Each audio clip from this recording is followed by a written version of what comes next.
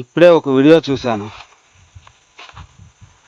ఆడపిల్లకి ఎప్పటికీ పుట్టినిల్లా ఉండాలి అంటే తోడబుట్టినోడు మంచోడై ఉండాలి అని ఒక పెద్దావిడ అనింది. అమ్మగారు, మీరు చాలా బాగా చెప్పారు, హ్యాట్స్ ఆఫ్. కానీ నాది ఒక చిన్న మాట.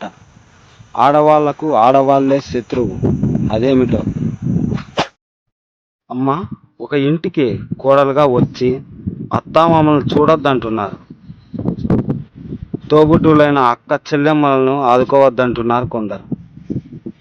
మీరు కూడా ఒక ఇంటి ఆడబిడ్డలే కదా, ఎందుకు అర్థం చేసుకోలేకపోతున్నారు?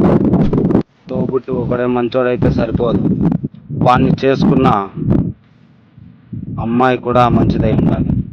ఈ వీడియో చూస్తున్న ప్రతి ఒక్కరిని చేతులెత్తి నమస్కరిస్తున్నాను.